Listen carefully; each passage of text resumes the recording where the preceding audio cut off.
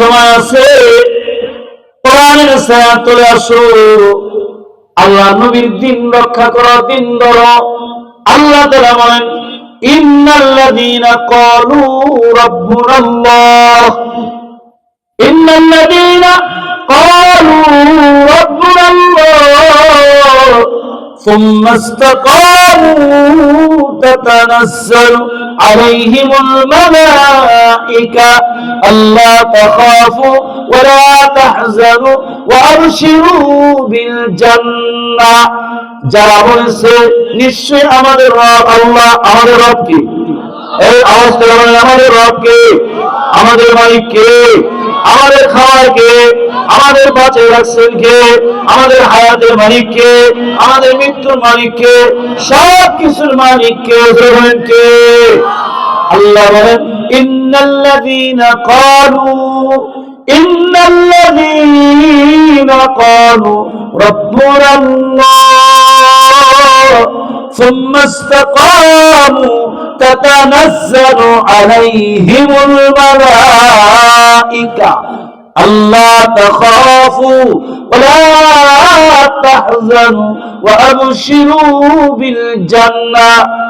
যারা বলল আমাদের রব আল্লাহ, এই কথার উপর অবিচল আছে, এই কথার উপর অটল আছে, তাদের জন্য আল্লাহ ফেরেশতা পাঠায় না।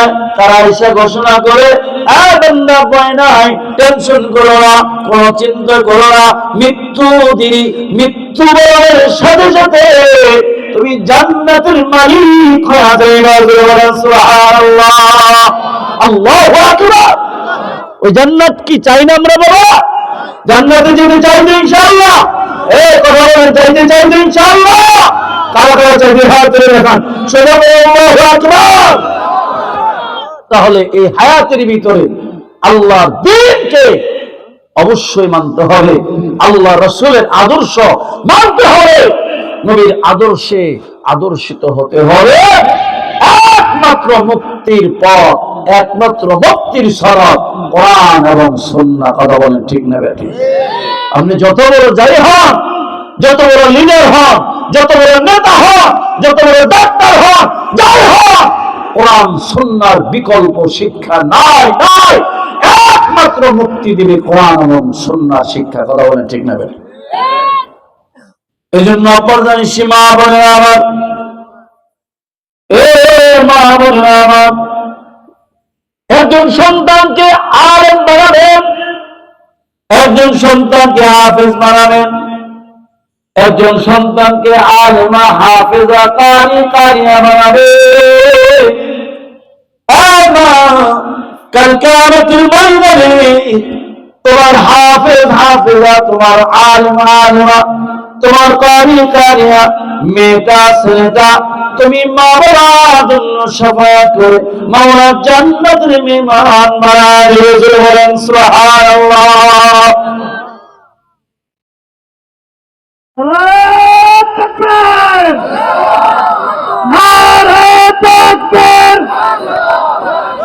আল্লামা হাসান নবী সাহেবের আগমন,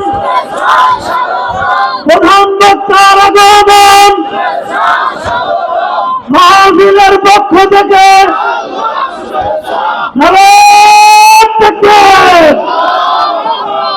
আলহামদুলিল্লাহ আমাদের সকলের সুপরিচিত আলেমে দ্বীন, প্রখ্যাত আলেমে দ্বীন, বিশিষ্ট ইসলামী চিন্তনবিদ, বিশিষ্ট শেখুল হাদিস, আমাদের আহ্বাব আল্লামা শেখ হাসান জামিন সাহেব দাওয়াত বরকাতুল আলিয়া ইতিমধ্যে আমাদের মাঝে এসে উপস্থিত হয়েছেন। আমরা সকলে আলহামদুলিল্লাহ, আলহামদুলিল্লাহ।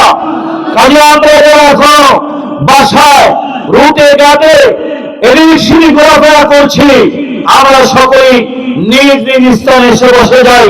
আল্লাহ আমাদের তৌফিক দান করুন, সকলে বলেন আমিন। সম্মানিত হাজিরিন, আয়াতে কারিমা তেলাওয়াত করেছি, আল্লাহ রাসূলের হাদিস তেলাওয়াত করেছি। নবী আলাইহিস সালাতু ওয়াস সালাম বলেছেন, কুল্লু উম্মতি ইয়াদখুলুনাল জান্নাহ, আমার সকল উম্মত জান্নাতি। সুবহানাল্লাহ।